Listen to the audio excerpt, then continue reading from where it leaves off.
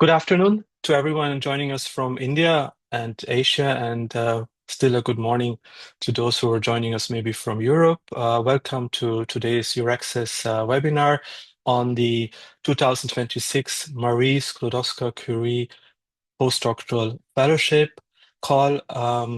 It is again an exciting time for those of you who are interested to apply for this fellowship. Over the years, Your Access India has organized very impactful webinars exclusively for Indian researchers who are interested for a postdoctoral research career in Europe. And today, again, what we're going to do in the next maybe 120 minutes or so, giving you an overview about the 2026 call, the eligibility, how to apply, and also what are the novelties in this year's call.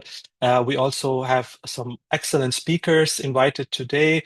We have experts on this particular call who will guide you through the application process. We also have also um, two wonderful MSCA Fellows from India who are currently conducting their postdoctoral fellowship in Europe, and they will give you some insights about their journey with this fellowship, the exposure, the excellence of this very prestigious fellowship. So we're very much looking forward to the next, as I said, 120 minutes or so. We also have a Q&A session after the presentations, after all the speakers. And then we will, try to see what questions you have, how we can answer them. So we ask you kindly to write your questions into the Q&A chat, not into the chat itself, because that's a bit difficult for us to have an overview. But please try to write it in that particular Q&A chat so we can select those questions and address them to our speakers. But now, without any further delay, let me introduce you our speakers today. I start with Ms. Christine Graf, who is the Deputy Head of International Research Cooperation Department at the Estonian Research Council. She is a national contact point and the national delegate to the program committee for three areas within the Horizon Europe program. One is the European Research Council, the ERC. The other one is the Marie Sklodowska-Curie Actions and widening participation and spreading excellence.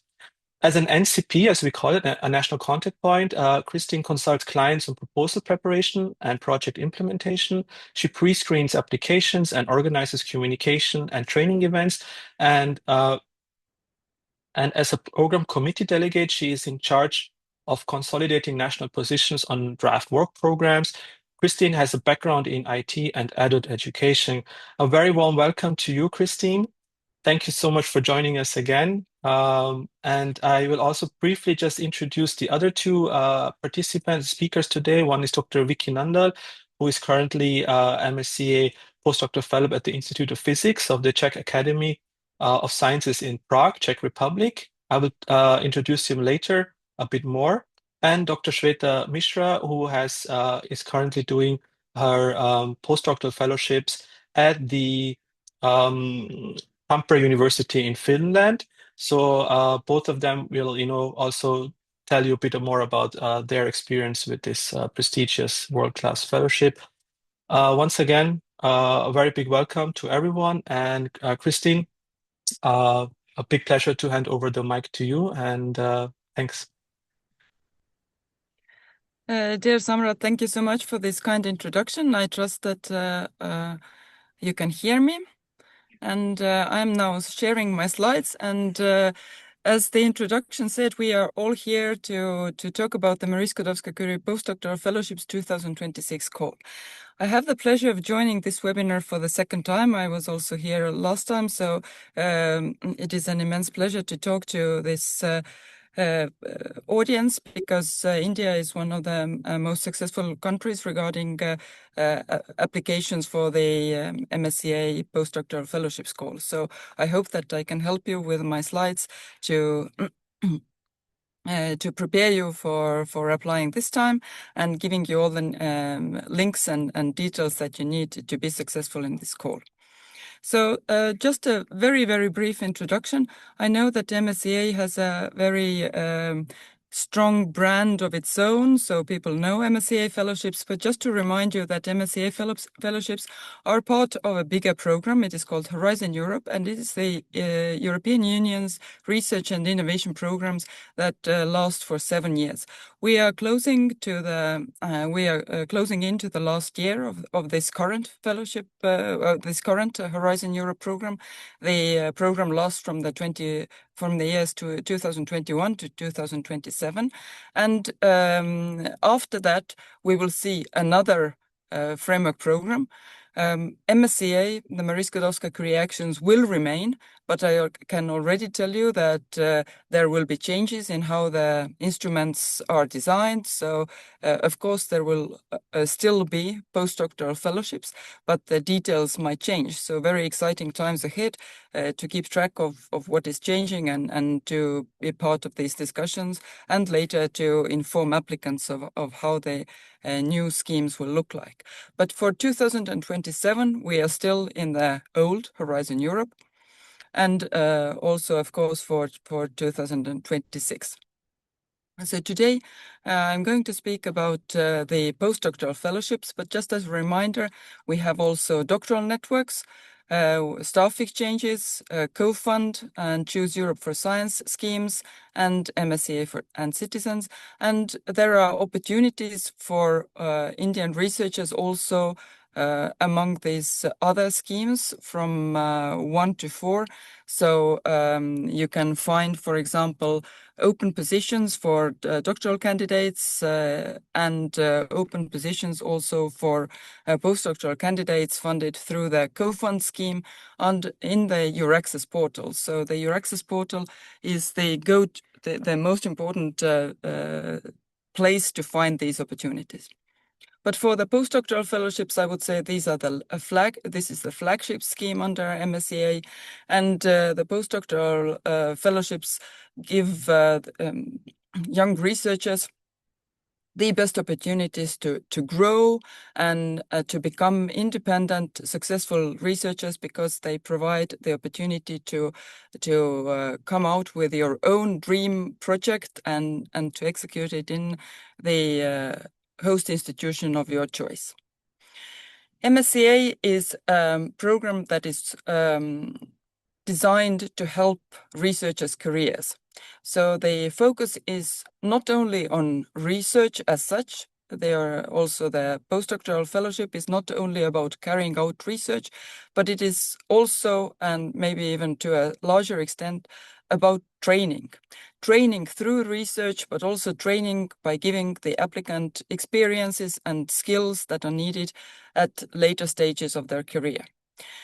MSCA also is very much about cooperation between academic and non-academic worlds. So also in your postdoctoral fellowship, if you are looking at cooperation, if you are going to implement it in an academic institution, it is very much worthwhile to also look into ways of strengthening your ties and your knowledge about the non-academic sector, companies, and other actors outside university and research institutions. The most important two aspects of MSCA are that it is open to all research fields. So there is no predefined priorities. All research fields are welcome. And this makes MSCA equally useful for both for all fields of research. So it does not depend on in which field you are doing your research. You can benefit from MSCA. And finally, not to forget that all MSCA actions are mobility actions. So it means that the participants have to move physically from one country to another. In your case, from India to Europe, mostly as we are speaking now. When you apply for the postdoctoral fellowship, the most important part of the fellowship, the grant, will be about carrying out a research project. But as I said, the focus is also on career development. So the fellowship will also include activities to enhance your skills, so both scientific skills and transferable skills. It will also include dissemination activities, so talking about your research results to other researchers or users, but also communication activities, talking about how important is research and how it feels to be a researcher, etc., and why is your field relevant to carry this message to general publication. And then also activities that support your connections to the non-academic sector. So the proposal that you will write together with your host institution does not only contain the research part, which is easy for researchers, but you also have to maybe switch your thinking from thinking only about research providing research results, but to switch your thinking about thinking of research as a means to an end, and the end being your development as a researcher. Of course, it is necessary to carry out excellent research to grow as a researcher and to become an independent, successful researcher after your fellowship. But it is equally important to think about your career vision and to make sure that the fellowship will bring you closer to your dream to the dream that you have about your future career. So this is a sort of change in thinking that you have to implement from early on when you start writing your application. There are two types of Marie Skłodowska-Curie postdoctoral fellowships. One is called European Fellowship and the other is called Global Fellowship. Today we will mainly focus on the European Fellowship because European Fellowships are the ones where the host institution is located in Europe. So we will mainly be speaking about this type, European Fellowships, where researchers from any country in the world, including, of course, India, can take up this fellowship with the host institution in Europe. So the duration of the European Fellowship can be between 12 and 24 months. Usually everybody applies for 24 months, so this is the standard duration.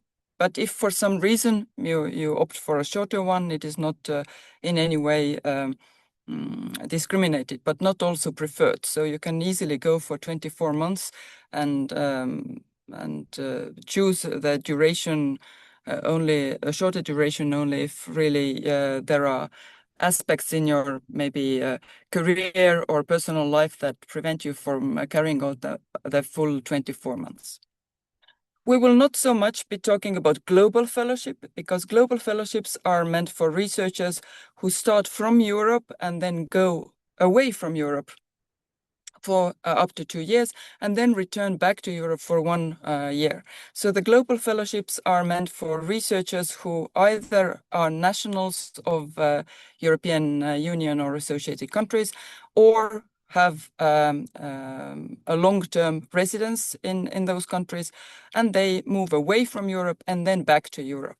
And this is a type of scheme that would enable, for example, a European researcher to come to India to carry out this MSCA postdoctoral fellowship 2 years in India and then return back to home.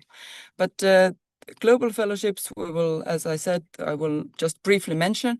If you have questions, I will be happy to answer them, but I will concentrate in my slides on the European fellowships. Now, there are also two terms used within the context of these fellowships, and I will explain them here. The first term is secondments. Both in a European or a global fellowship, you have your main host institution, but you can also spend shorter periods in other organizations if that is meaningful for either training or carrying out part of your research or learning some methods or using some equipment, etc. And these shorter periods in other organizations, possibly also in other countries, but also it could be in the same country of your main host institution. These optional secondments, you can have one or many, You have to justify and explain why you would go there, and these can last up to 1/3 of the full duration of your fellowship. These secondments are part of your main fellowship, so they are just stays away from the main institution during these 24 months.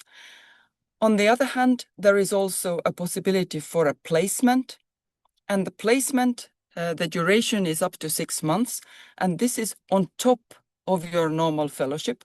And the idea of the placement is to give a head start to those researchers who want to implement their research results in the non-academic sector.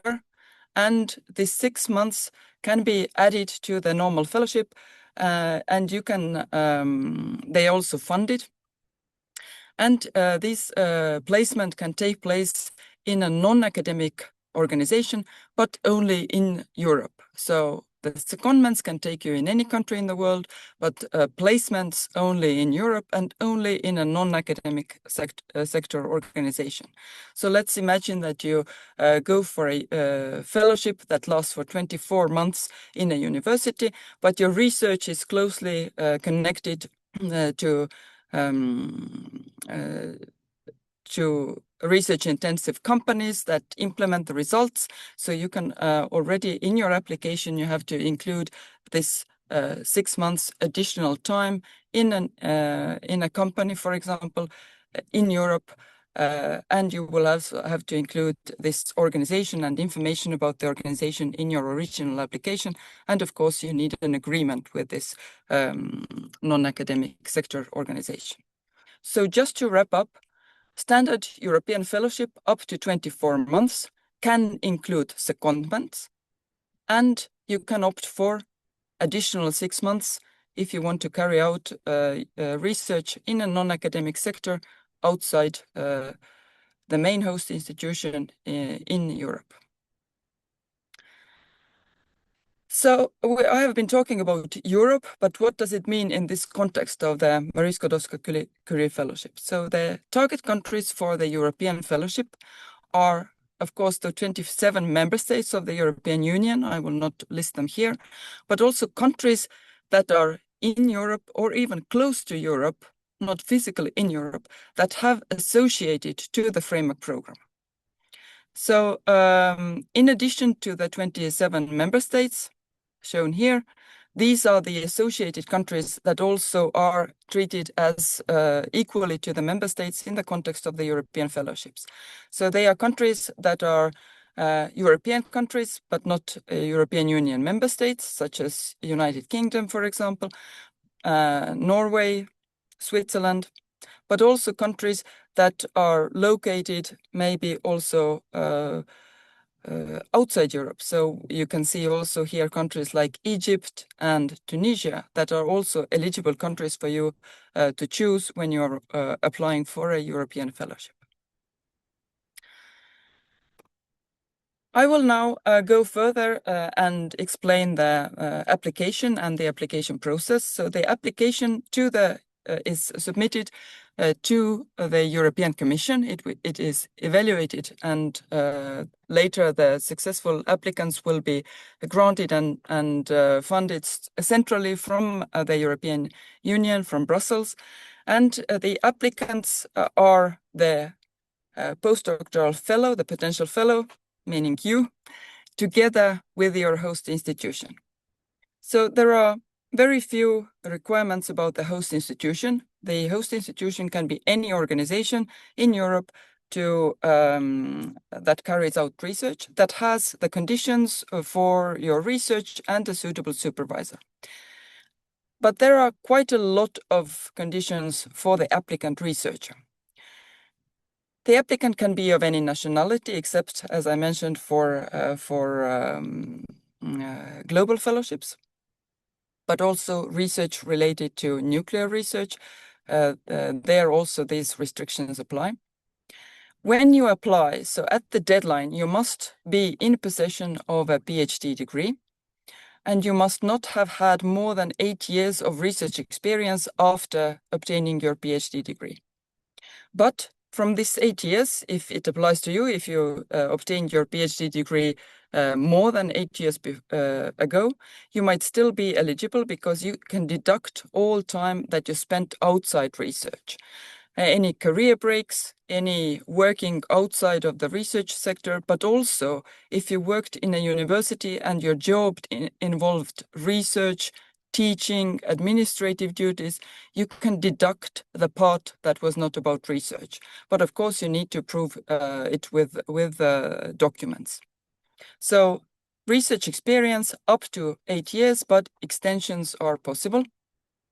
And finally, the very important condition is that the researcher must not have spent more than 12 months in the past 36 months, so in the past 3 years, in the country of the host institution. So if you are currently in India and are looking at a host institution in Europe and you have not spent considerable time there, then you are eligible concerning the mobility rule. But it also allows researchers who are already in the country or employed by the host institution to also apply for MSCA if they have not spent there more than 12 months by the time of the deadline. So this is a very, very strict rule. So mobility rule is calculated by the days. So if you, for example, spent 11 months or 11 months and 10 days, then you are eligible, but it really is to the date applied.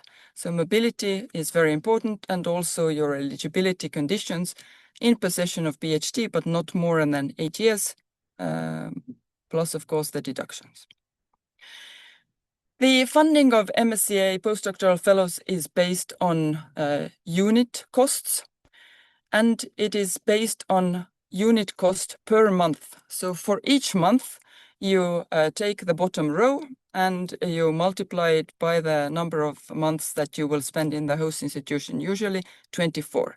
So I will start with from the left and move to the right. Some of these unit costs will not apply to you, but some will apply to everybody. So paying attention to the to each of the unit costs from the left to right, we start with the contributions for recruited researchers. This means funding that makes up your salary when you go to this host institution. So first of all, a living allowance, it applies to everybody. Living allowance is the total amount that the host institution will receive to pay your salary, but it includes also all of the taxes. So not only the taxes that you will pay as an employee, but also taxes that the host institution will pay as an employer. Tax systems in Europe are really, really complex. So every country and possibly also every region has their own rules. So you must talk to your host institution to get a very good idea of how much actually your the end result will be. So how much money will arrive on your bank account after each month. I can answer this question regarding Estonia. In Estonia, we have a very simple tax system. We don't have different tax brackets for different incomes. And in Estonia, roughly 50% of the amount will end up finally on your bank account. So all taxes deducted. So it is a very, very nice salary, but it is not as nice as you might assume when you look at this huge number in euros. Living allowance is the only part of the unit costs that will be regulated upwards or downwards, depending on the cost of living in that particular country. Estonia is not as expensive as the UK, for example. So Estonia's correction coefficient is the tool that is used here. So Estonia's correction coefficient is lower and the UK's is higher. The base level is the level of Belgium. So Belgium is 100%, Estonia as you can see here, is lower, is 95.2%, and UK is higher. You can see the correction coefficients in the document called Work Program for each country in the world. So the living allowance multiplied by the correction coefficient will give the basis of your monthly salary, all taxes included. In addition to this living allowance, all researchers are also entitled to mobility allowance. This is also a very nice amount, 710 euros per month. And this is not corrected with a correction coefficient. The same amount applies to everybody. And this is meant to cover additional costs that you have being a mobile researcher. For example, costs of taking up your position in that country, having maybe additional costs regarding accommodation, etc. How you use it, and usually this amount is just added to the salary and also taxed. So in most cases, the living allowance and mobility allowance will be summed together and taxed as the full salary. Those of you who have a family in the sense of you are married or have dependent children are entitled also to additional amount, which is 660 euros per month, and this will also be added to your salary in most cases. So these 2 or 3 are the amounts for the researcher's salary. I will very, very briefly explain the long-term leave allowance and special needs allowance. The long-term leave allowance is invoked only in the case where the researcher goes on long-term leave during their fellowship. So this is something that you do not know when you apply. It is just a social security measure to take care of the costs of the researcher when they are forced to go on long-term leave. For example, they fall ill, or let's say they go on paternity or maternity leave, then they can, in some countries, use this long-term leave allowance if they host. In some countries, it is entirely up to the social security system of the country, but in some countries, the host institution must contribute, and the host institution can then use the long-term leave allowance to contribute to your social security costs. And the special needs allowance applies also to a very small percentage of Marie Curie Fellows. It is those fellows who have a physical handicap, meaning that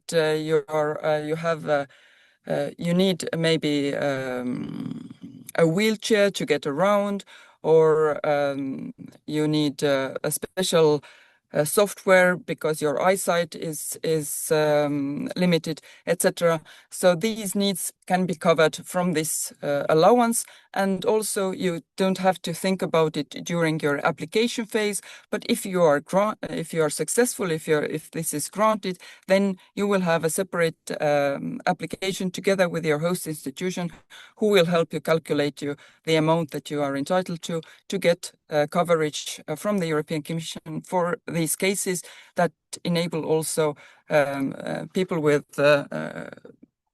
who could not be mobile without this special additional assistance to be mobile and do research.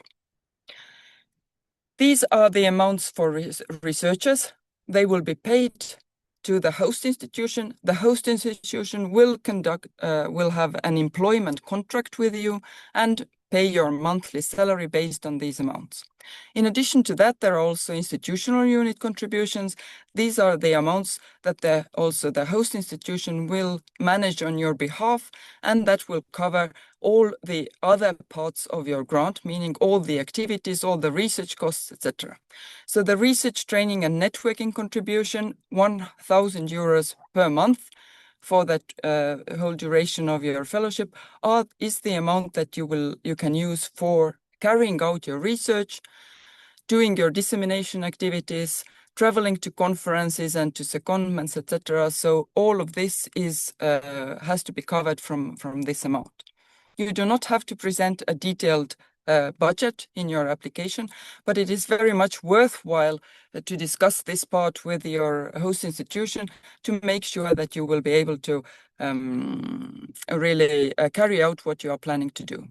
And the final part, management and indirect contribution, this goes directly to the host institution to support your stay, to help manage this grant administratively, and also to cover the overhead costs, mainly the facilities are there for you to take advantage of.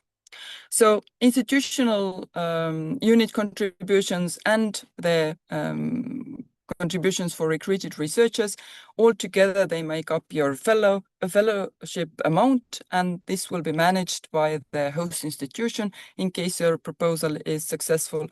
And the host institution will pay you a monthly salary, and together with you and your supervisor, you will be able to decide how to use this research training and networking contribution, this 1,000 euros per month. Of course, it doesn't have to be used month by month. It is just the basis for calculation, and you will use the total amount according to your the needs of your project. I can see that there are also already quite a lot of questions about this, but we will take questions after the presentation, so I will just continue, and rest assured that your questions will be answered, time permitting, at the end of this session. So how do you go about applying for MSCA postdoctoral fellowships? Being part of Horizon Europe, the MSCA Postdoctoral Fellowships are based on a call for proposals.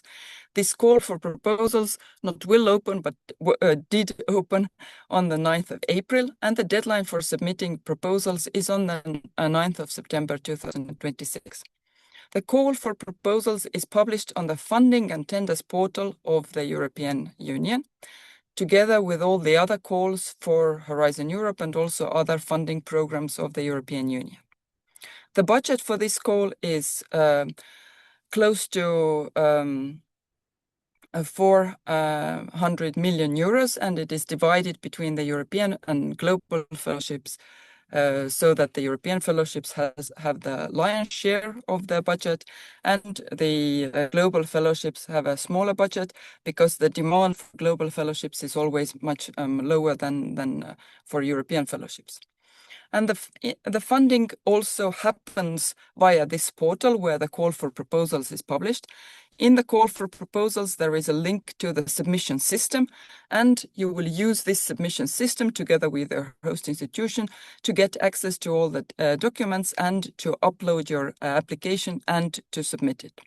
So everything happens in the Funding and Tenders portal. The applications will be evaluated based on 3 criteria. The 3 criteria are excellence, impact, and quality of implementations. And the excellence criterion makes up 50% of your final score, impact criterion is 30%, and implementation is 20%. Under excellence, the evaluators will look at your research objectives and methodology. They will also look at the supervisor, the quality of the supervision, and also the quality of the knowledge transfer from you to the host institution. And finally, they will also look at you, your CV, and the existence of skills and knowledge to carry out this project. Under impact, the first and most important part is the impact on your future career. So you will have to prove to the evaluators that what you will do during the fellowship will enhance your career perspectives and employability in both academic and non-academic sector in the future. They will also look at the dissemination and communication activities. And finally, they will look at what we usually think under impact, meaning the impact of your research, both scientific, societal, and economic part of it. And finally, under implementation, the evaluators will look at your work plan, You will present a detailed work plan divided into work packages and including monitoring tools such as deliverables and milestones. So the evaluators will have a good look at how you plan to execute your research project, and they will also look how you have done your risk assessment. And finally, they will look at the quality of the host institution, the environment where you will do it.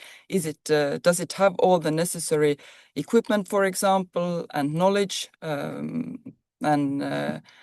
how they are going to integrate you into this research group. So these are the 3 evaluation criteria, and the application is structured according to these evaluation criteria. So the application form actually guides you through these evaluation criteria and tells you exactly how and what you should write in the different parts. The proposal consists of basically, I would say, 2 parts. It is the administrative forms that are filled in together with your host institution in the portal itself.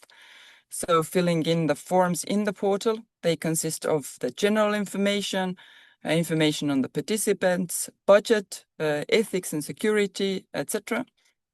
But then when we talk about writing a proposal, we mainly mean the second part of your postdoctoral fellowship application, what we colloquially also call Part B. This is, first of all, the narrative application consisting of maximum 10 pages, according to the template, but written not as filling in forms, but as a narrative. This is divided into 3 chapters, excellence impact implementation, and go through all of the necessary information that the evaluators need to assess these criteria. And then there is also a second part, which is a little bit more structured. It includes, first of all, your CV, up to 5 pages, then the tables with information about the participating organization. There is always at least one organization, which is your main host institution in Europe, but it also can have other organizations, maybe the secondment host and also the placement host, if you choose to have them in your proposal. There is also space for additional ethics information and a part about environmental considerations. So this is your template that gives you the structure, how to write your proposal so that the evaluators will find all the necessary information. And then you submit it through the funding and tenders portal. The MSCA Postdoctoral Fellowships, I don't have proof about this following claim, but I do think that it is the world's largest call nowadays. Last year, 17,000 applicants applied for the MSCA Postdoctoral Fellowships. This means that as it is one of the largest calls, it is one of the best known calls, and you will find a lot of information about this call in various places. There are materials that researchers themselves have uploaded to ResearchGate. There are instructions by host institutions, there are Facebook groups, etc. But what I'm showing you on this slide are the useful materials that are official materials or are 100% trustworthy materials provided to you by the Radiance project, which unites national contact points such as myself in various European and non-European countries. So I will start from the left. The work program for 2026 and 27 is the legal document that gives you is the basis of this call. It has information about all Marie Skłodowska-Curie calls in these years, but it is a very good and actually quite easy document to follow. It contains all the information about the conditions and also information about eligibility, about funding, etc. So it is a document, a must read at the beginning of your MSCA journey. There is a proposal template with explanations. You will have to download the editable template once you log into the funding and tenders portal and start your application. But you can have also access to the example template in PDF format, which includes all the information, so you are properly prepared for what is expected. On the call page, there is the official FAQ with additional answers from the European Commission to questions that have been asked by applicants. Some aspects of the call are not specific to MSCA, but they are what we call horizontal aspects that relate to the whole of Horizon Europe. Therefore, in some cases, the Horizon Europe program guide is a very good source for additional information. And the European Commission also provides you with a dedicated guide for applicants for that particular call, and also guidelines in case you defended your PhD more than 8 years ago and you want to know whether you are eligible. There are guidelines of how to calculate the 8 years research experience, together with a very nice Excel tool where you put in the dates from your CV, and you will immediately find out whether or not you are eligible for this call. So these guidelines, these are official documents about this call, and also there are official documents that are guidance for some aspects of the application provided by the European Commission, guidelines on supervision that outline what good supervision looks like. So this helps you when you write the supervision part of your application, and the MSCA Green Charter that is about minimizing the environmental impacts of your project that you will have to explain in the section 8 of your part B. But then you have all this huge pile of useful materials. But what is really very, and I can't really overemphasize this, really useful for you to also look at are the materials provided by the Radiance project, and I will highlight 2 of them here. So first of all, the Radiance project every year provides applicants with a handbook. The handbook, in essence, is a commentated version of the template, so additional guidance under each point, how to tackle this part of the application, and how to write that part, together with examples of good and bad assessments from the past. So the handbook available right now is the handbook for the 2025 Marie Skłodowska-Curie Postdoctoral Fellowship call. But as the call has not changed much, you can already start using it. You can go to the Radiance project website, download the previous handbook, and in the month of June, my colleagues in the Radiance project, they will upload a new version for the 26 call. So then you can just go for the most updated version. But at the moment, I recommend that you already look at the handbook that is there, because it is also relevant for the 26 call. And there is also another very useful document that will also be updated for the 26 call, and it is the submission guide. So this takes you step by step through the submission system, tells you what to write where, how to create your user in the funding and tenders portal, etc. So this is quite an important document to have at hand when you are actually going through this process in the funding and tenders portal. Many of you might still be in the situation that you want to write, you want to go for a postdoctoral fellowship, but you don't have your host institution yet. So there is still time, and there are many, many ways of how to find a host institution, but the two more structured ways are via the portals that have been designed specifically for that purpose. Your Access Jobs portal includes hosting offers from host institutions. So the first step, I would recommend you to go to the Your Access Jobs portal. It's very easy to navigate, and you will find there offers for hosting, and you can filter by country or keyword, etc. And you can find organizations that are actively looking for postdoctoral fellow candidates to write this proposal together. I know that several Estonian universities are advertising their positions via this portal right now. And also there is the MSCA matchmaking platform, also provided by the Radiance project, that also facilitates this, and organizations can also advertise themselves there, and you can also browse this as a candidate to find suitable organizations in your field in the countries that you're interested in. Now, writing an MSCA postdoctoral fellowship application is by no means an easy job.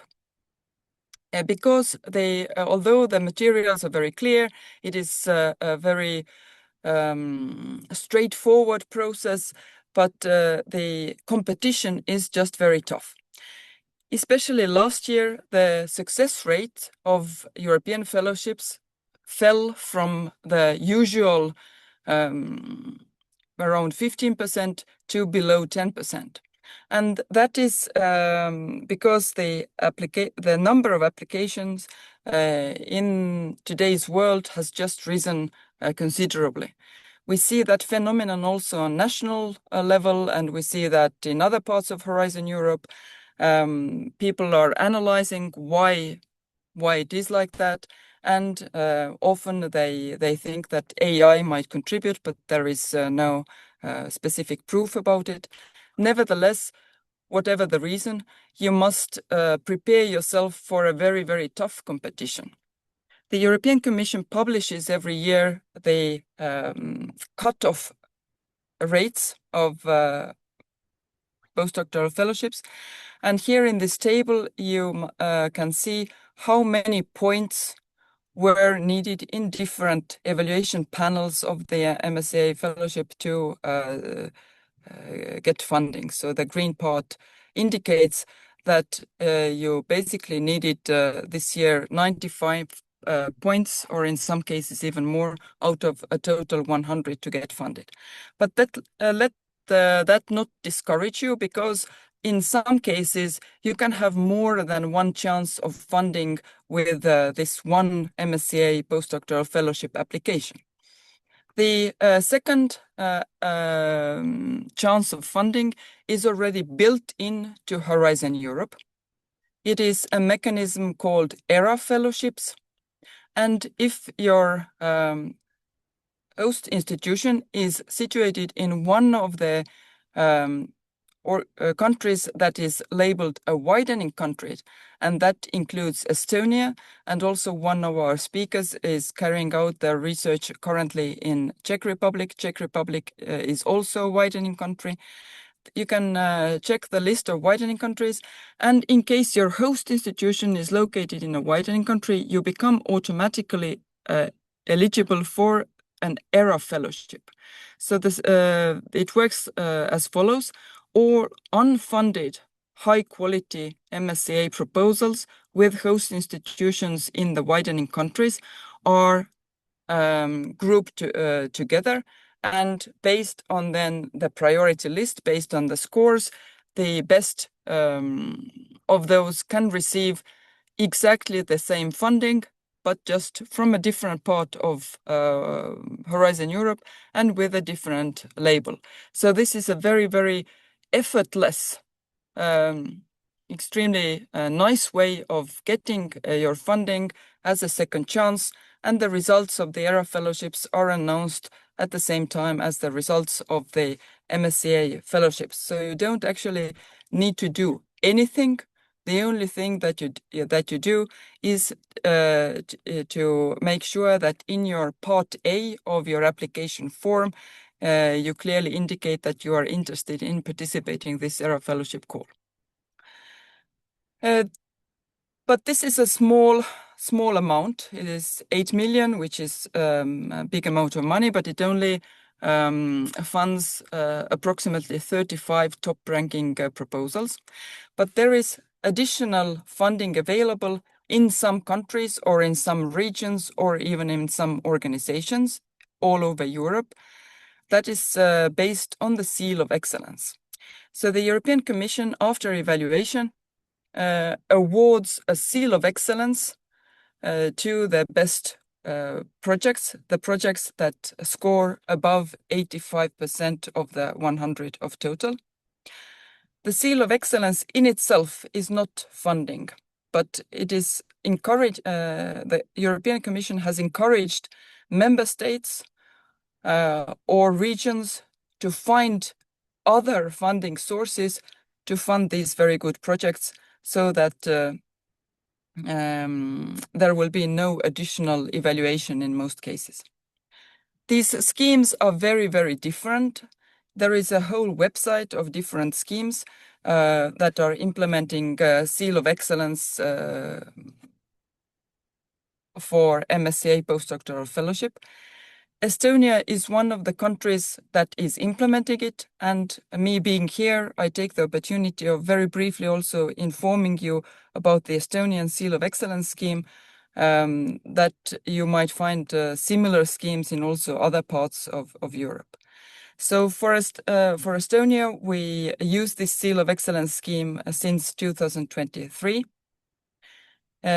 We then take all the high-ranked proposals that are submitted together with Estonian organizations, and we offer them this opportunity that if they did not get funding from MSCA or ERA fellowships, they can submit the very same application to us, to the Estonian Research Council, and we fund the best projects that are submitted to us.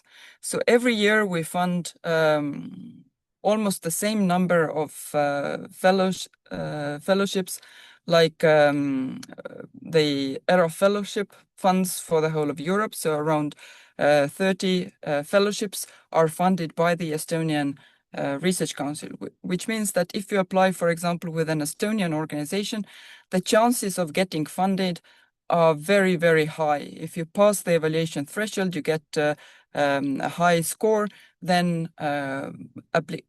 applying with organizations in the countries or in the regions with the Seal of Excellence scheme really boosts your chances of getting funded. But in our case, the funding is lower than that of MSCA. So that is one thing to consider. So it is really quite the only drawback of our scheme. So this was my last slide, and I will stop sharing and give floor back to Samrat to continue this webinar. Thank you so much, Christine. It was a very, interesting presentation, very clear, structured, and a precise overview about the background of the call, how it's placed on the Horizon Europe, but also, all the different features of the call. I think it was really excellent, and thank you so much. And in the meantime, my fingers have been typing a lot to try to answer some of the, I would call them more like fundamental basic questions, which are around eligibility and other things. But as you can see in the Q&A, there are many questions left, for you. So I was thinking maybe in the meantime, while we are having a conversation with our fellows, if you, Christine, could have scroll through them, and maybe Christine could bundle some repeating questions and then address them after. I'm sure there are some questions I've seen which are kind of similar, differently formulated, but they have like kind of a similar, style of questions. So we could do that, Christine. And yeah, thanks again. And with that, I would like to welcome our two other speakers today, Dr. Shweta Mishra and Dr. Vicky Nandal. Could I kindly request you to put on your cameras for us? Wonderful. Hi, I see that Dr. Vicky is also here with us. Thank you so much for joining us. It has been really, a great pleasure to invite you and to have you here, because who else can tell us more about the actual benefits of this fellowship than like you guys who have cracked the MSCA Postdoctoral Fellowship. So you're still both currently on the fellowship, right? Um, and Yes. um, and I would like to, let's start. I would like to have this kind of bit more of a conversational style, because I think that's always very nice after, an interesting presentation, to just have some, you know, some kind of approaches from existing fellows about the fellowship. So maybe we start with Shweta. If you could tell us a bit more about yourself, like introduce yourself to the audience, and tell you also a bit about, your career, and how did you like discover the MSCA postdoctoral fellowship opportunity, and what motivated you to apply for it? Thank you, Dr. Samrat. Thank you for the opportunity. Of course, myself, Shweta Mishra, and I am currently working as MSCA Postdoctoral Fellow at Tampere University, Finland. Uh, to tell fundamentally about what I research in is my research field is experimental soft condensed matter physics, which where it includes, of course, about interdisciplinary fields. I would say nanoscience, materials science, soft robotics, uh, soft condensed matter, of course, like liquid crystals, and then there are device applications as well, like displays, uh, anti-counterfeiting, sensors, and soft robotics, as I said. And currently, I'm working in the area of soft robotics kind of thing. Uh, I did my PhD from India, from BITS Pilani campus. And if I tell about MSCA, of course, all of us present here know that this is one of the most prestigious postdoctoral fellowship across the globe. So I had an idea about MSCA postdoctoral fellowship during my PhD days. But of course, we all know also about the competitiveness of this call. And it is important for us to be prepared, not just by the time when we are writing the proposal, but of course, we have to prepare ourselves to be eligible, uh, to have that quality of. So when we are writing our proposal, we know that we have to explain the quality of the candidate, quality of ourselves, whether we are eligible to do this kind of work that we are providing in our proposal. So yes, I would say that uh, in the later parts of my PhD, when I actually knew about the competitiveness of this call, I had started working on developing my research field of research, or my research uh, trajectory, in a way that I can uh, show my eligibility as the uh, person suitable for doing this particular kind of a research that I have applied for. And currently, then I'm working on this project, which is called Retina.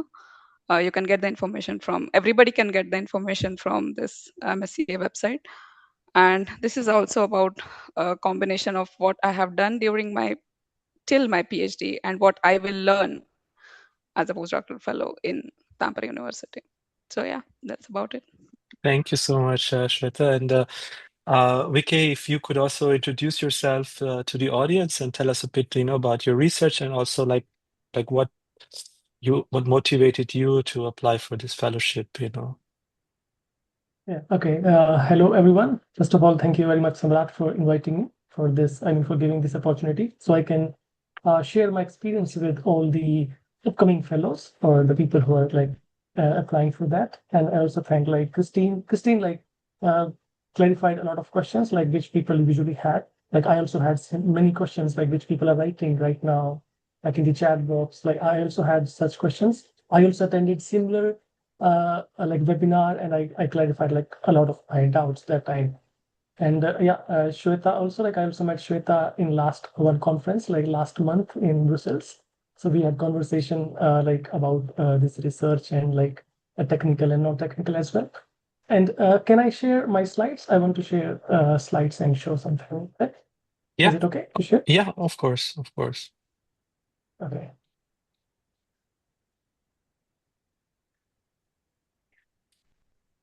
Oh yeah, it's working.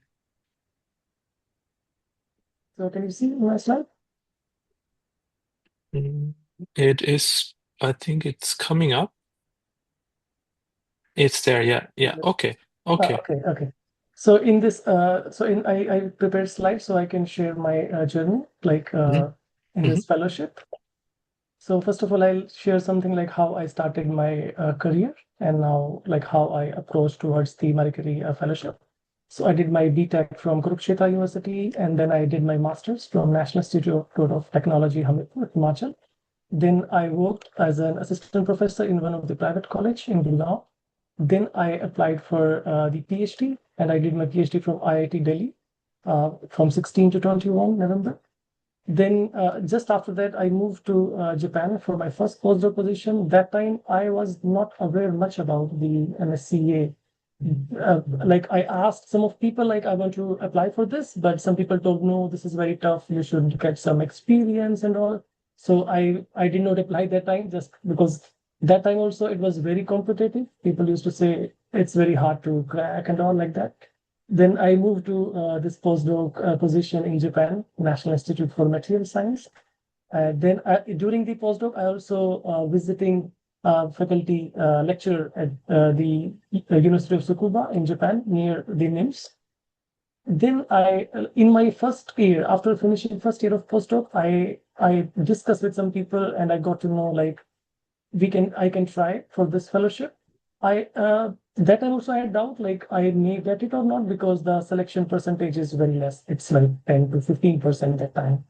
So I was like, okay, so I'm a person like, so I want to try things at least, not to think in future, oh, I should have applied for this or and all like that. So I took a first chance that time, and luckily I got into this fellowship in my first attempt. So these are the some fellowships which I already got during my bachelor's. Like one is the Prime Minister Scholarship Scheme, and I got some excellent paper awards in some conferences. I qualified it 3 times. And I also got like this after GATE, I got these fellowships in MTech and PhD Institute Fellowship. And during my PhD, I got selected for some summer school in University of Tokyo. That was my first international visit. So that was one of the motivation I choose NIMS, like my first postdoc in Japan, just after my PhD. And this is Marie Curie postdoc fellowship. In my postdoc, I got one scholarship from the University of Oxford to attend some school or like a workshop. And I published several papers in material science and engineering field and attended several conferences and workshops. So my journey Vicky, is like can I just ask you, because that's a very impressive slide you have shown. You know, you have so much exposure already, but how would the MSCA fellowship stand out compared, or how is it different to the other fellowship and exposures you had already? Like you have been to Japan, and you know you had. So maybe could you just tell us briefly about that? Okay. So I can share like without slides then in that case. Yeah. Because it may take some time. Yeah. As I said, I in my PhD I was aware of postdoctoral fellowship, this MSCA-PF, but I was not like encouraged to apply because I did not know any of like Marie Curie fellow that time. So I saw someone can guide me, and that time also there were not much like webinars, like such webinars, so we can get in touch with some fellows and we can understand the like how we should apply for this fellowship and all. So in my postdoc, in my first postdoc in Japan, I got to know about this fellowship, and I attended some webinars, and it was very helpful. then yeah, as I said, like I applied for this fellowship and I got in the first go.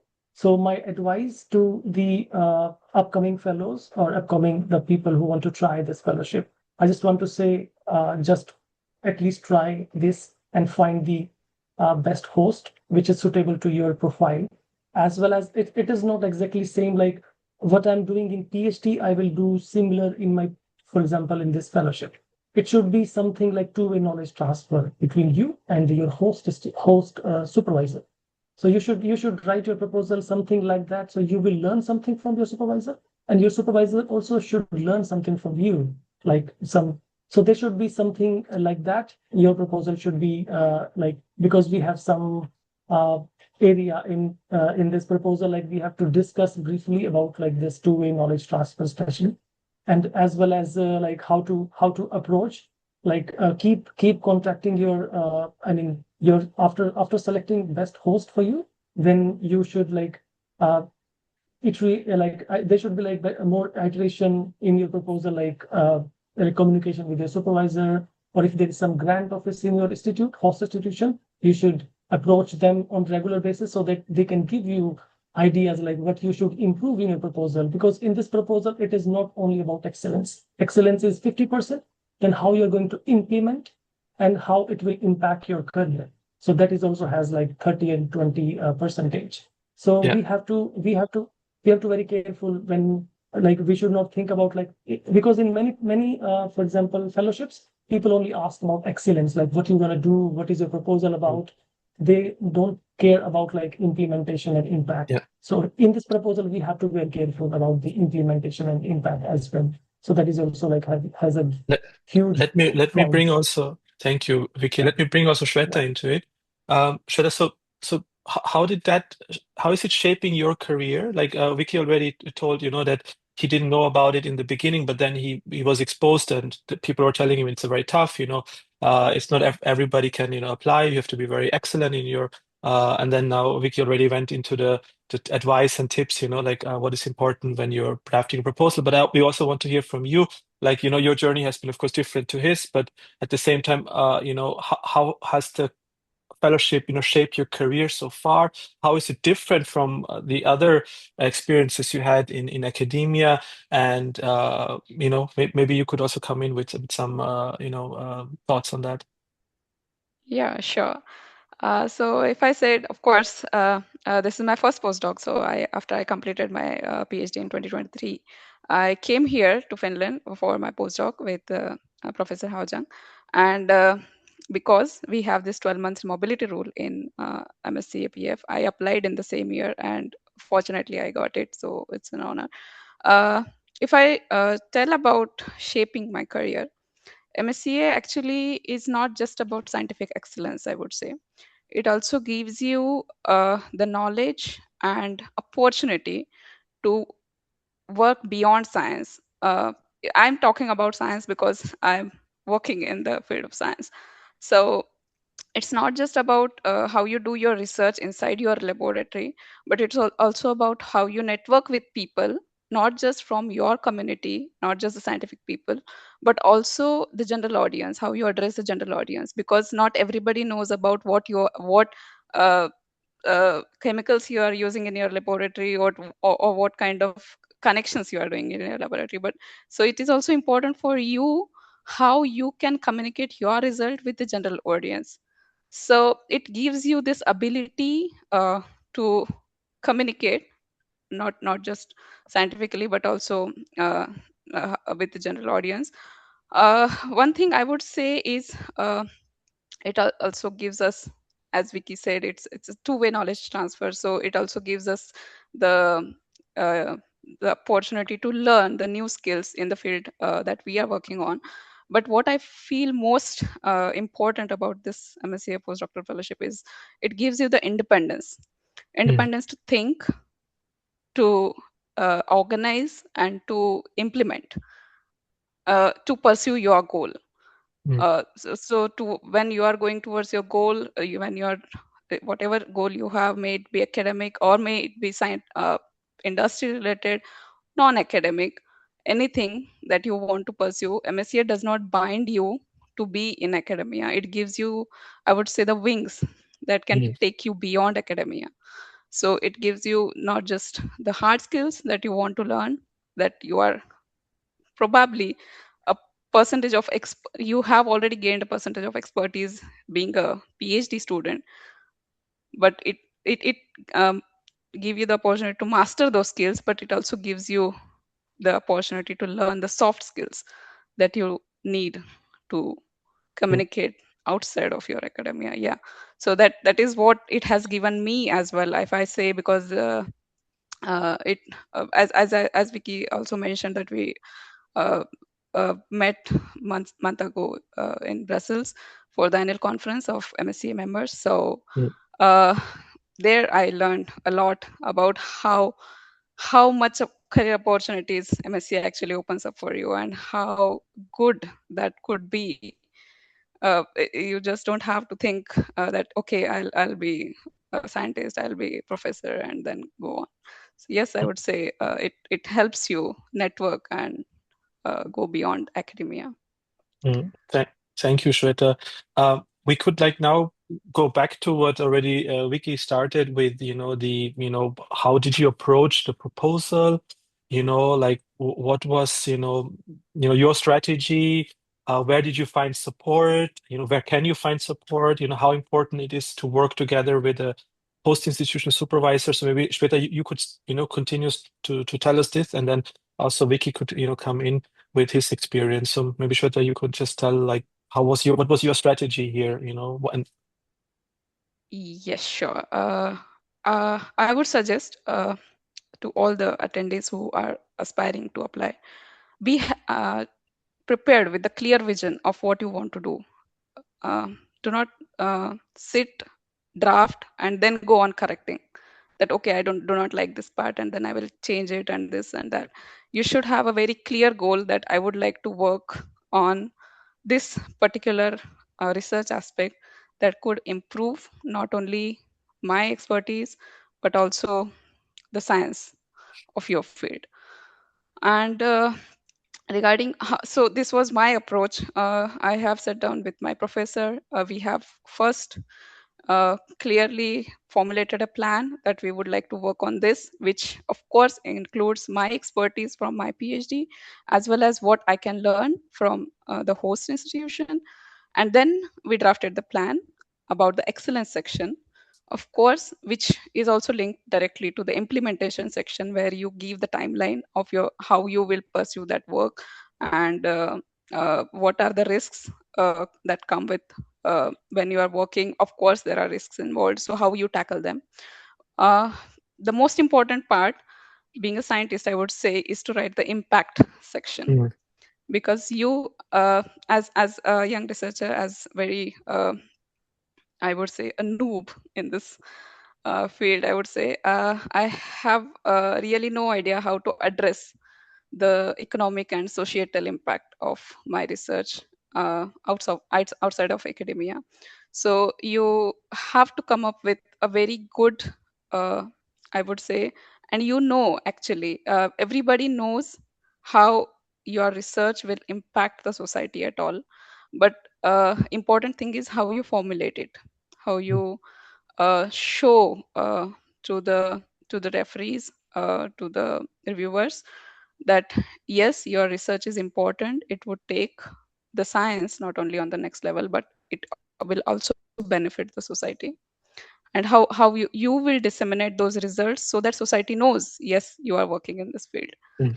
So so that's how I approached the uh, uh, proposal. Of course, we have this masterclass session in Tampere University, where they dissect all the important aspects of MSCA Postdoctoral Fellowship, the application call, and what are the important key points to note in every call. So they guided us throughout the application procedure. And I am lucky, or I would say I'm fortunate enough to have one MSCA Fellow, previous MSCA Fellow, who is now professor in Tampere University, Professor Tero, who also guided me to write the application. So yeah, I would say that is important, Yeah. of course. Thanks. Vicky, how was your strategy approach? And Shweta already mentioned, close collaborations with the supervisor, but also with previous fellows who can be very helpful, right? We have the Marie Curie alumni chapter in India, which are excellent people. But Vicky, tell us about your strategy and your approach, for preparing your proposal, and how important was it to work with a good host institution and supervisor, maybe. Okay. So there are actually two ways to apply, for example, in one go, if I'll say. One is like if you're already working with some supervisor, I mean, some institution as like postdoc, then you're writing with same professor within 1 year, right? So this is the one way, which like Shweta is the best example.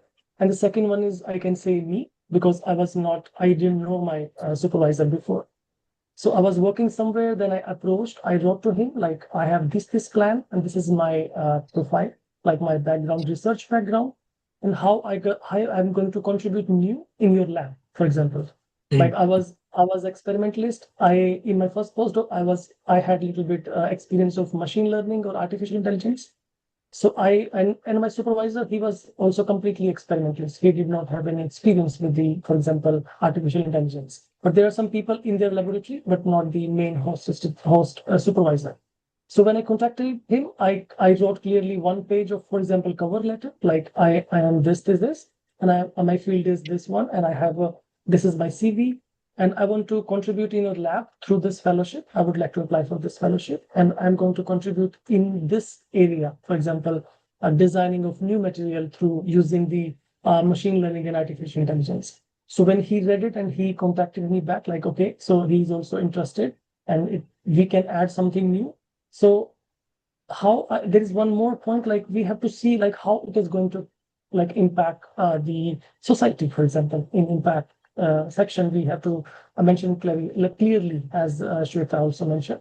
So impact, like when I'm saying I'm going to do some research, how it is impacting the society. So if I say in my case, I'm designing the new alloys experimentally and using the machine learning in my in my PhD.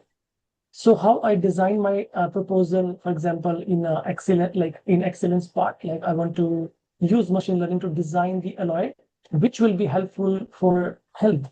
Like, for example, in my case, if I'll say it is the biomedical alloys, like biodegradable alloys, which when we have some fracture, we have to put in our body, like doctor used to put in our body, and we have to do second surgery to remove that implants.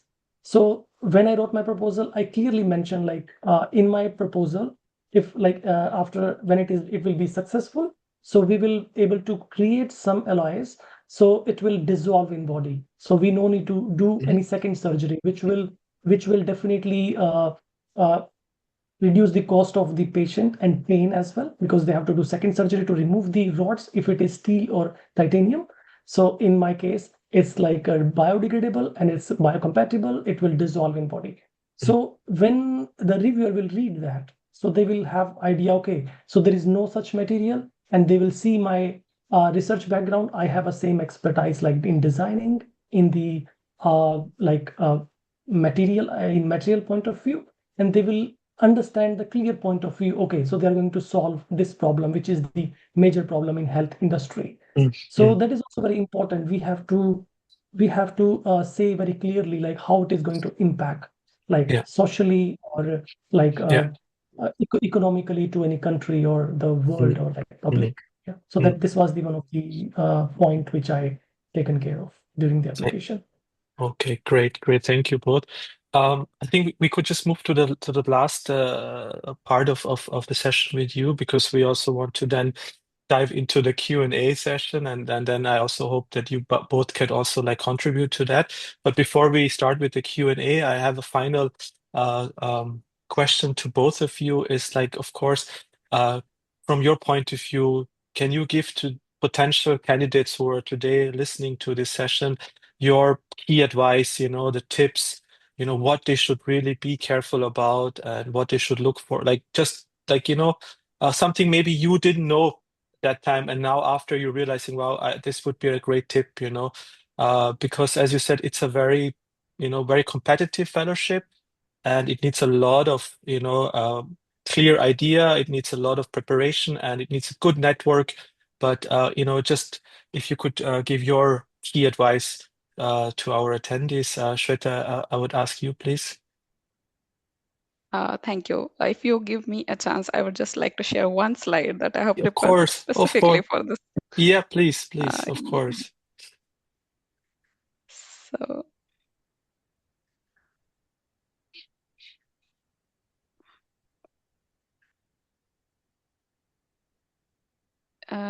yes. Is my Mhm. screen visible? Yeah, if you can put it in full screen mode. Perfect. Yeah. Yes. Okay. So this is what I would like to advise to all the potential candidates. I wish, first of all the very best to all of the candidates who are applying for 2026 MSCA call. This is the first part. You should always have these ready before Mhm. you start your application in funding and tenders portal. And when you are formatting your proposal, there should be no loose ends.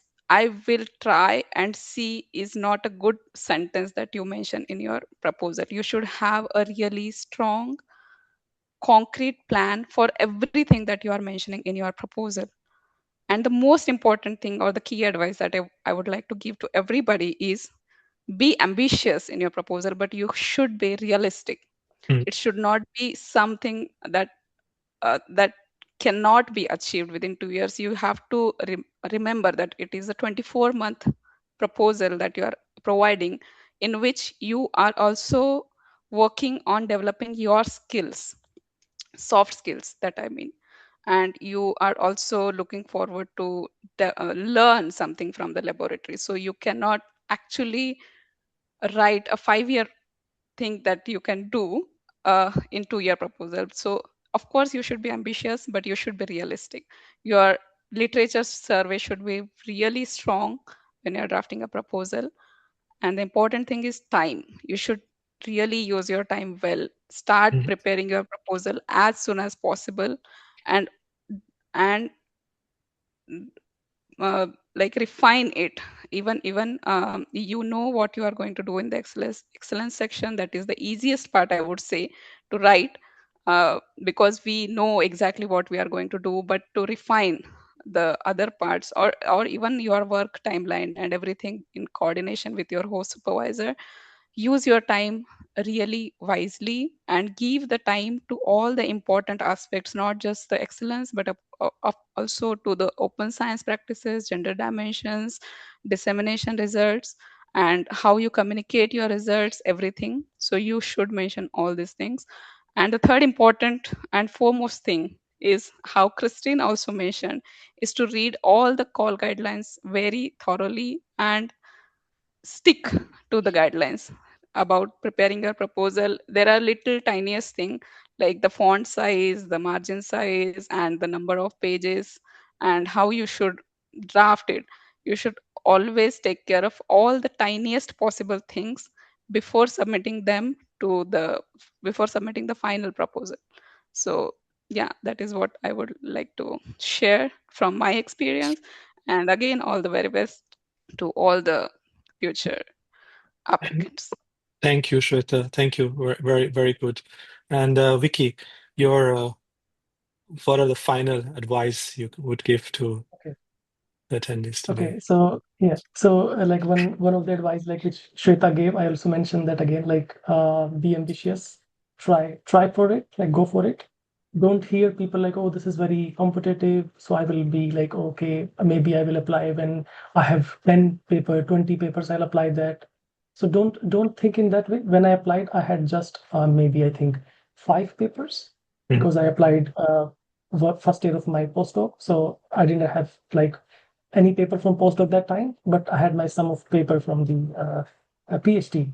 So there is no such criteria. There is no mention criteria. Reviewer may think because reviewer are independent, so we cannot. Maybe I was quite lucky that time. So reviewer didn't care about the number of papers, but some people may do.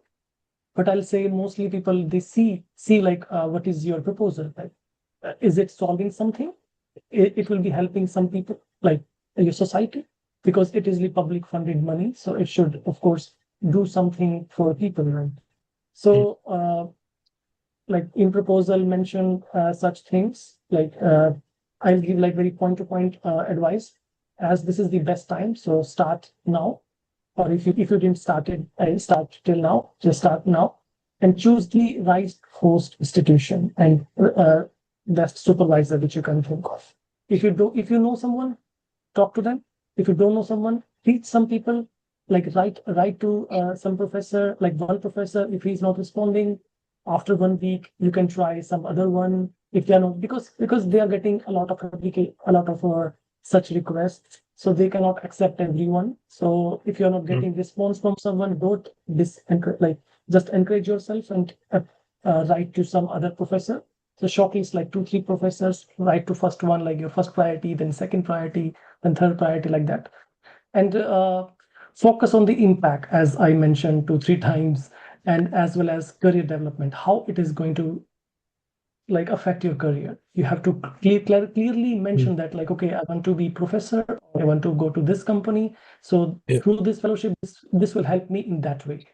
And the fourth one is like write clearly in your proposal, highlight every single thing like which is important. It can be impact, or like all like socially or economically, and two-way knowledge transfer, whatever those important points, just mention that clearly. And one of the most important thing, it's like same when we write paper. So we, after reading many times, we are like, okay, this is perfect. I cannot like enhance or keep do it in better way. Keep getting some like feedback from maybe your professor, or if you know some person like your good friend, or any like personally or professionally, talk to them, give your proposal to them, so they can find out something. Because when I applied in Prague, so there was a grant office in my institution, so they used to read my proposal, and they highlighted some of the points, like, okay, don't use this word. Sometimes like we write, okay, I was honored with this fellowship, so they told me, okay, don't use honored word, write something better word, because we have to careful writing when we write such things. So keep getting such feedbacks from professor or some grant office or your friend. Don't just like think that way, okay, this is perfect, I don't want to show someone, I want to just submit. Don't, no, get like proper feedback from some people. So this is my final advice. Keep trying. In case if you're not getting, because this is highly competitive, there is like here I see there are like 220 people. It is not possible to get like fund to every single one. For example, in this list, if like 10 people are getting, other are not, so don't like encourage yourself and apply again, because I saw many people who got like in first go, in second go, even in third go as well.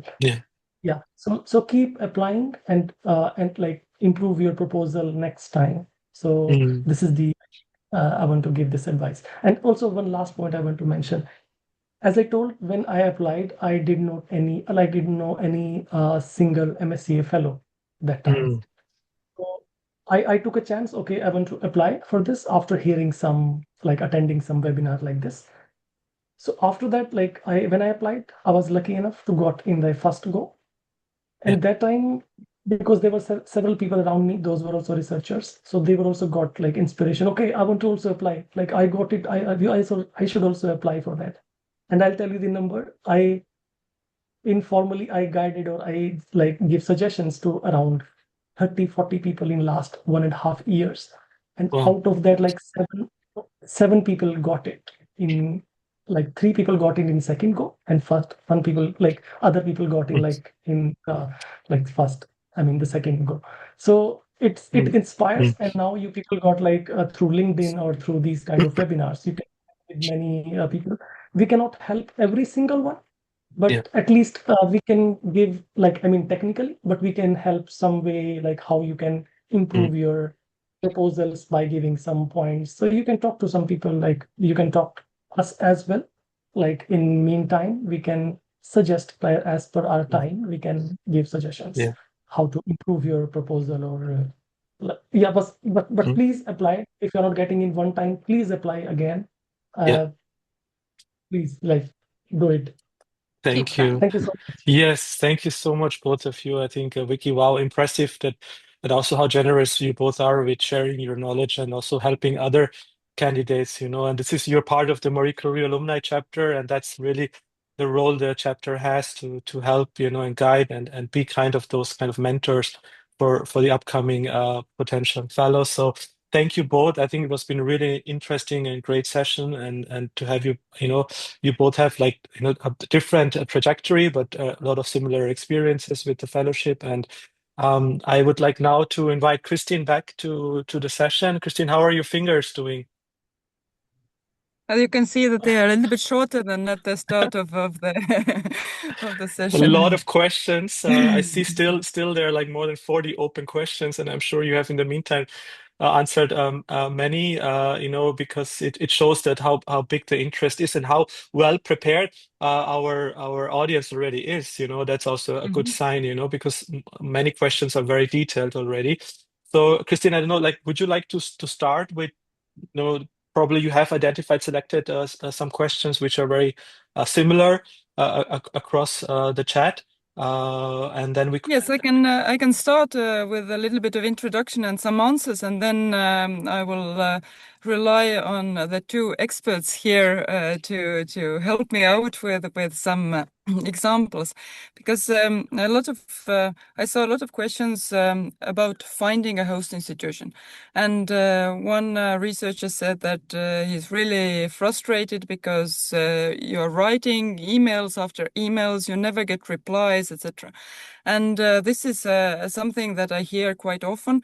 And at the same time, curiously, I also hear from the host institutions that they are advertising and they are sort of shouting into the void and they don't know how to get good candidates. So there is a difficulty in matching these offers and together. So I would say that it is a really, really frustrating work for a candidate to write to different experienced researchers, professors across Europe, and offer themselves. What you can do, of course, is to write very good letters to raise interest and also be the one letter that is read and answered. But that is sometimes easier said than done. What I think is crucial here is really to also consider the other part. I mean, you're a very busy professor and you receive 20 of these letters every day. I mean, it is not that the professors are somehow unkind or they just physically sometimes cannot do that. So they will reject all the letters that are not really grasping the right. That is why the Your Access portal exists and is there for you to use it, because there the organizations can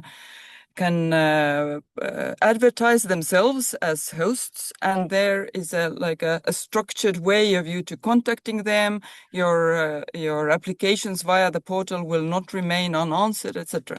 But of course, at the same time, there might not be an offer that is ideally suitable for you. So maybe you are learning. You are researching a specific field and there are no offers in that field. And therefore, mostly, I would say, the supervisors are found via contacts between researchers at conferences or between your supervisor and their contacts. So utilize your network, utilize the contacts that you have, the conferences where you will go. And I totally feel your pain. It is not possible for national contact points to facilitate this because, I mean, we can in no way help you to write better letters to potential supervisors. So it is the portals and your network that will help you. Yeah. Mm-hmm. There are also a lot of questions about quite technical questions about applications. The mobility rule, for example, it is quite strict, so you can only apply with an organization in a country where you have not resided for more than 12 months in the 3 years preceding the deadline. So that is something that you have, for example, you are completing your previous appointment with a university in France, you cannot apply for MSA with the same university, so you have to find another host institution. And there were quite a lot of questions about Seal of Excellence. So I might give you just a little bit of more information about this. The Seal of Excellence is, as I said, just an honorary, like you would say, a diploma. I mean, it doesn't entail anything by itself. It just, you can use it to approach then other funders. And as I said, many Estonia, not Estonia included, many countries in Europe or even regions or host institutions have implemented the Seal of Excellence scheme. So it is useful for you to go to the website of the Seal of Excellence scheme, and I copied it in into one of my answers, but I will put it in the normal chat here just for you to be able to access this. So this is the website that has the links to all, if I'm, no, not, it's the wrong link, sorry, I will, just a second. I get carried away by this, so I will go to apologies, and in the answer I also put the wrong link, so I will now put the correct link. I think it's worthwhile to have this link here. It's easy to find also by Googling. So there you can see a list of all the schemes that exist. But just to inform you, the schemes themselves can be vastly different. I mean, the criteria can be vastly different. The amounts can be different. How many are funded in that particular scheme is different, etc. So in Estonia, we are one of the very few countries who in the past 2 years have had actually 2 Seal of Excellence schemes. So one of the schemes is for those who originally applied with an Estonian institution. My link is not visible, people say, but Christine, we can in the follow-up email we can share. Now. Yeah, I see now that I have posted it to the. Oops. Yeah. This is the. I'm a bit. I'm not using Zoom every day, so I didn't notice that I posted it only to other speakers. Sorry about that. Oh, So yes, so coming to and thank you for pointing that out. So anyway, coming back to the Seal of Excellence, it is an excellent opportunity. You should take that into account when you apply to maximize your chances, but take into account also that the schemes are different and not, and usually they are open to only those applicants who applied originally with a country, with very, very few exceptions.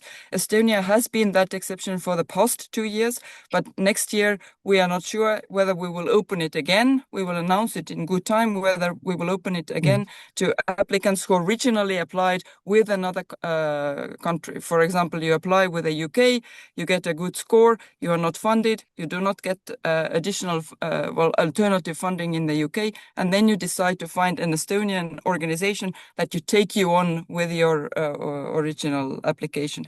So in some cases that is possible, but it is not the usual way the Seal of Excellence is implemented. Usually it only applies to the applicants that applied with the same organization. And then a very big number of questions were also about how many publications do I need to be a good candidate? Right. And this is a very, very frequent question, but it cannot be answered. It cannot be answered because there are no numerical indicators that you have. There is no benchmark that you have to jump over, but it depends very, very much on your research field. And it depends also on your career stage. So if you are someone that just completed their PhD, you're not expected to have a large number of applications. But if you already have 8 years, then the expectation of the evaluator is that you should have done something with your 8 years. So here I would kindly hope that the 2 doctors can maybe share their view on this. But I would say I would encourage everyone to apply, despite of the number of publications that they have. And you can also use other types of career and research results to boost your application. Thank you, Christine. I think Shweta and Vicky, maybe you can. I think Vicky already mentioned that you also didn't have so many papers published. But maybe Shweta, how was it in your case? Like, I had already like 10 plus 12 papers at the time when I applied for MSCA PDF. But as Christine said, there is no particular requirement of how many papers or research articles that you need to have. What I feel when I applied is it's about the quality of the researcher. So the amount of papers is not important, but the research articles that you have published should reflect whether you are eligible or you have the required expertise to complete the project that you're writing. That's enough. So even if you have X amount of papers that are showing that yes, you have this particular capability which is in line with the proposal that you are submitting, then you are ready to go. It doesn't matter whether you have 50 or 100 or one paper. I guess there is no fixed criteria on that in guidelines. Yes, and I can see here also a question that was not asked before, but that I would like to point out. I also mentioned in my in my presentation that you can find a lot of materials. If you Google, you will find an abundance of materials, and among other materials that you will find when you search well are examples of actual proposals. So kind researchers have actually uploaded their full proposals for others to learn from. And you can find them from places like ResearchGate, etc. So you can have a look at what an actual application looks like. It is also a very good practice by many organizations that you can have access to previous applications in that host institution. So for example, if you're applying with a University X, the previous X can be shared with you, but that is up to the fellow and up to the organization whether that is possible, because automatically the applications are not shared anywhere. It is just the kindness of heart of some researchers that they have published their full applications, and you can find them very easily.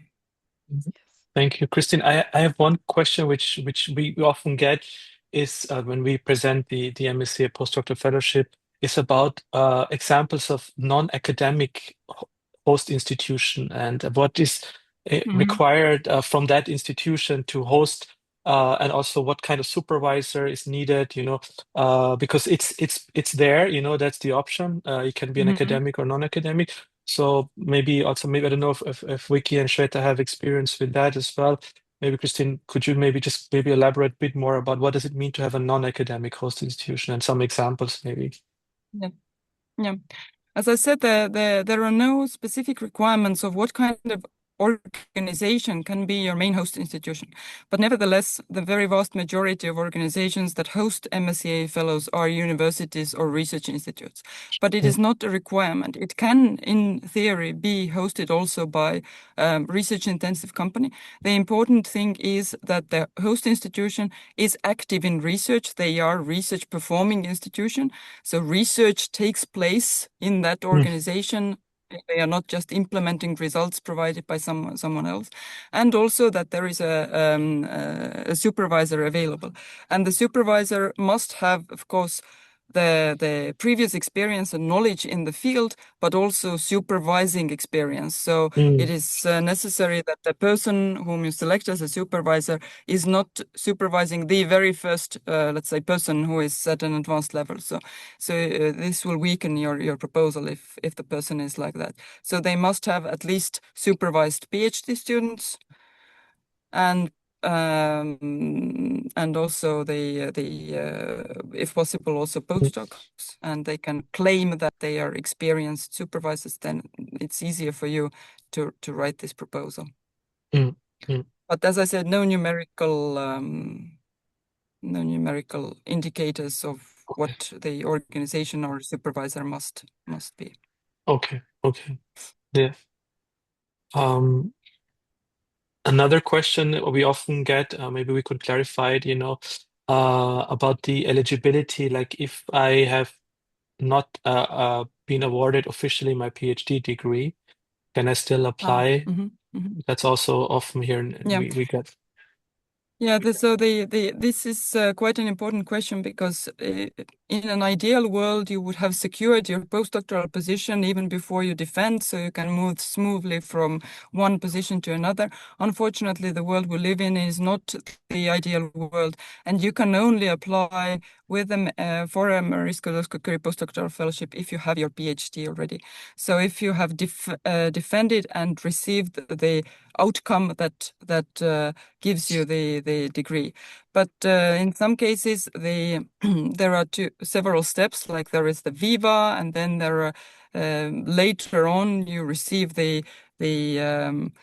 diploma, etc. So it's really varied from one country to another. So you should consult with the NCP of the country to be absolutely sure.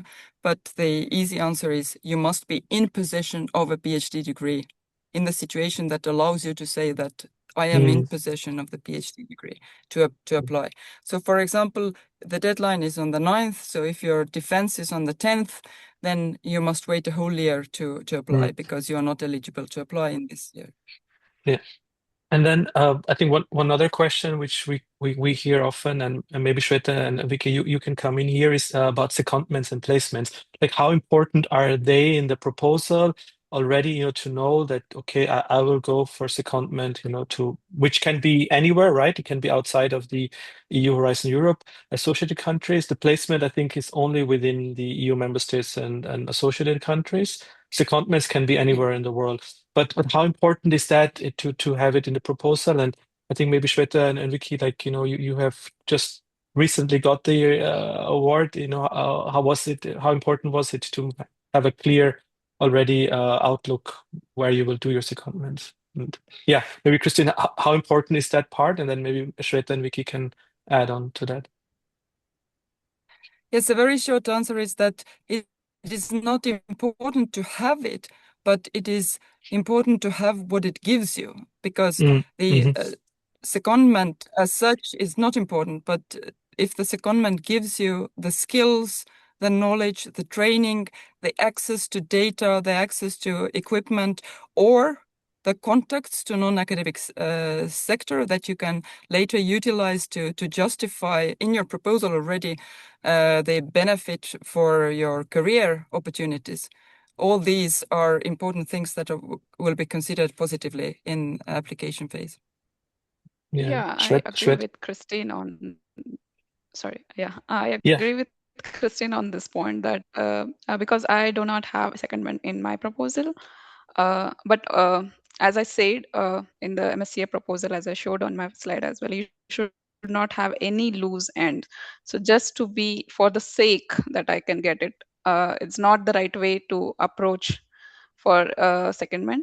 It should add on the value to your proposal, as Christine said, be in the in the form of training for the fellow, or in terms of infrastructure that is not actually available in the host institution, but you can get it in the place where you will do your secondment, and it will add on the value to the project that you will be carrying on. And of course, it will be also useful for the future trajectory of your career development. So that is the important thing when you are adding secondment. If I would like to also add on from the question that somebody asked, if like we have the co-supervisor, like the supervisor want to add the co-supervisor in the proposal, but he's new. So yes, you can add the co-supervisor or the other people who wants to be the part of the proposal. Of course, you will be the main carrier of the proposal. You will be a principal investigator, but the person or the persons that you are adding into your proposal must have the clear role indicated in your proposal. They should be adding something to your proposal which is valuable. Just adding the name is not a good idea when you're writing the MSCA proposal. So that's what I would like to suggest to all the applicants. Yeah. And Vicky, how was it for you with the secondments? And also, maybe, do you have a co-supervisor? No, in my case, I didn't have any this secondment in my proposal. But in my personal opinion, I can say, if you like, as Christine and Shweta already mentioned, if it is adding some value, then of course you should add. It should not be like that. For example, if I'm doing some experiment, I have the same machine in my university, and I'm suggesting that I'll use same machine in some company or some institute, so they know like whatever we are like writing, like we should like write something more genuine, like why it is important. If we'll not do this, so this will happen. So we have to clearly mention that. But like as I said, in my opinion, as we have like €1,000 per month for the networking, so if we do not add any secondment, we can go to some laboratory for month, like using that money, like our networking and training money, which is like 1,000 per month. So you can think of like in 2 years, it's like 24,000. So we can use that money if we are not mentioning like any like official confirmation from some company for secondment or some institution for secondment.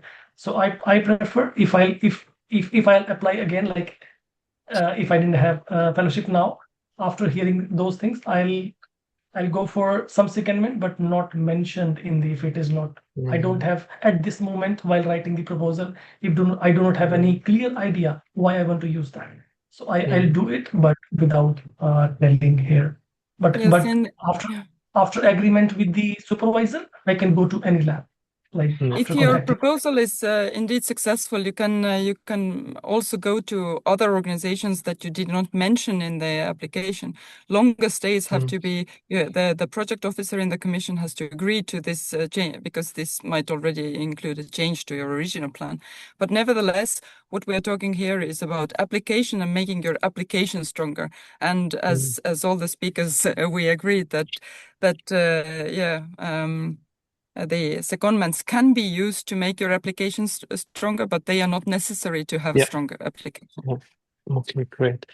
Thank you, guys. There are so many still questions.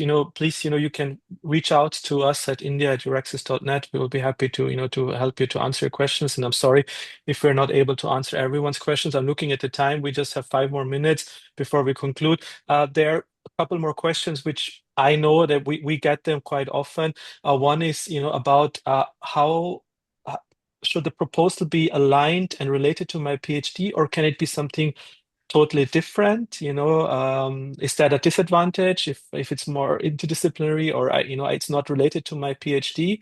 That's one question, Christine? Yes, this is also a very frequent question, because normally postdoctoral period is a period where you shift maybe your from your previous research interest to a new research interest. I would advise you that if you have a very major shift from even one field to another, that could harm your proposal, because you cannot maybe then effectively prove that you have the necessary skills and knowledge to carry out this project. But small changes, of course, are possible, and I would especially encourage those of you that can effectively show that what you learned and did during your PhD, you are now taking the methods, maybe applying them in a new field, etc. So it is a gradual change that builds on your strength, but look very carefully at the CV and what you plan to do, and use all the data that you have to prove to the evaluators that you do have what it takes to carry out this. Because if you say that I will start my postdoctoral fellowship by 1 year of learning something and then only 1 year of doing something, then it's not a good proposal. Right. How was it? Thank you, Christine. How was it for you, Shweta and Vicky? Your postdoc very closely to your PhD, or did you have did you open it up more? I opened it up more because my proposal was like more into, because as I said, my PhD was completely experimental. Then I had like little bit experience of machine learning in my first postdoc. Then my proposal, this MSCA-PF proposal was like my experiments and the machine learning, and aligned with the field, like health field, with my supervisor. So it was like two-way knowledge transfer among like these fields. And Shweta? My proposal was, I would say, most in line with. So it was, I would say, it was half-half. So the core topic was in line with what I have done in my previous research topics, but it is taking me beyond the application perspective, I would say. So I was researching in the fundamental aspects of soft condensed matter physics, especially liquid crystals, and in my proposal I have the application perspective, which is different and new to the field of to this research field. So yeah, it is half of it is from my previous research, and of course, so the core is same, but it is a little bit different, which allows me to learn the new skills. Yeah, yeah. Thank you so much. I think we'll take maybe I'll take one question, and maybe Christine, you have one more question to answer. But what we often also hear is about the career break. It's still for many very vague. Because it's a quite a novelty. Already I think 2 years now, but still, it's often a little bit yeah, I wouldn't say confusing, but it's really complex. Like how, like if I cannot prove it, or how to prove it. There's this 8 years and limit, but maybe you have some more insight to that for us. Yes, for those of you who defended your PhD more than 8 years ago, I highly recommend that you go to the call page and then access the document that is called Guide on how to calculate your 8-year research experience. And this guide comes with an Excel file that allows you to type in the exact dates of your previous employment or non-employment, etc. So everything that happened after your PhD, and then it gives you the first outcome, the first indication whether you can be considered eligible. But what is consider, for example, career breaks? Maybe you were unemployed. I mean, research world is quite tough. You were not employed for a period. That is already proof. I mean, in the sense that is documented, that you had your employment contract until a certain date, then you were not employed. That career break can be taken into account. So you just you don't have an extra proof in that sense. But for example, if you took time off to raise your children, that is a valid career break. Also, working in a non-research position can be considered a break from research. So use this tool. Every person's CV is different, so we can't go into too much detail, but this tool will really help you to assess whether or not you are eligible. Okay, thank you, Christine. Christine, do you have any last selected any question which you think is still important now to address? There are so many, but maybe something which came across now when you were scrolling through them. So my advice is to read the documents very carefully, to read all of the official documents, and I highly recommend Radiance documents also, to read them very carefully, to really go out with a proposal where you take into account that it is a tough competition. And I would second to what Vicky said before. Very often the MSCA Fellowship is not got at the first try. So applying and resubmitting and reapplying, it's also a learning process. And I think in research, we underestimate how many failures are out there. We see here 2 very successful researchers, and we see only their success. And in their CV, we also see their successes, but we didn't see their failures. So I'm sure that there are also plenty of failures that have taken all of us to the position that we are now. And to take the failures as a learning opportunity is the only advice that I can give you with a scheme where the success rate is 10%. So it doesn't mean that it's not a good way to learn to write even better proposals. Thank you so much, Christine. And Shweta, Vicky, final remarks? Go ahead. Yeah, maybe Vicky can go first. Okay. Yeah. So as we mentioned many things, I think it covered everything. But still, if you have any particular questions, you can ask her on email or through LinkedIn. You can connect us. And one last thing, read carefully everything. Contact your supervisor, the future supervisor, host institution, and the country of your choice. As you can see, there are 7 factors, and and as well as one last thing, apply. And if you didn't get this time, apply again. And one last advice or suggestion I want to give, because this process is like a 1 year process. If you apply now, deadline is September, your result will be announced in February. If you are successful, you will join in May. So it is like 1 year from now. So do not just rely only on this, apply this, give sufficient time, 2 months, 3 months, on application. But other than that, apply for open positions as well, which you can join in meantime, because you cannot be unemployed for 1 year, right? This is my suggestion. Must apply for this, and as well as along with this, keep applying the other positions, any other fellowship or this open positions in Europe or wherever you are as choice of your country. Yeah. Thank you so much.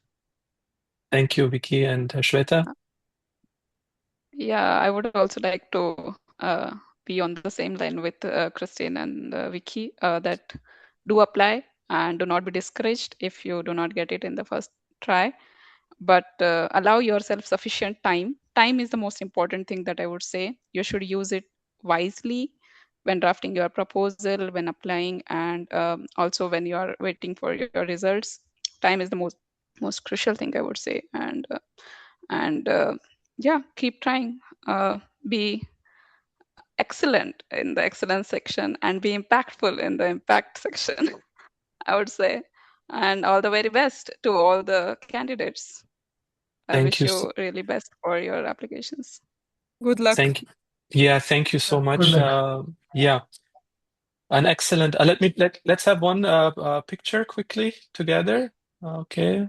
Sure.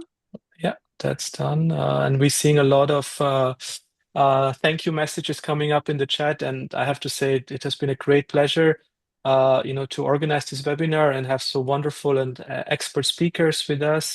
Thank you. It has been a long session, more than 2 hours now, but I think it was really valuable, and I hope all the participants who stayed with us until the end or still over 100. We started, I think, with 230, and that's quite a good turnout. It shows that how dedicated and interested people are for this fellowship. And as already my speaker colleagues told you, start early, and all the best for your application. We are going to organize a webinar next month with Christine on, more about the proposal writing part. So I guess in a month from now, for those who have been joining today, you will be already maybe in a certain phase of your proposal. So we will have, a dedicated session with Christine again. So we'll publish that. Stay tuned on that. And wishing you all a very good, late afternoon in India and a good lunchtime in Europe. Thank you so much for joining. Bye-bye. Okay. Bye-bye. Bye-bye. Thank you Thank for you. inviting. Okay.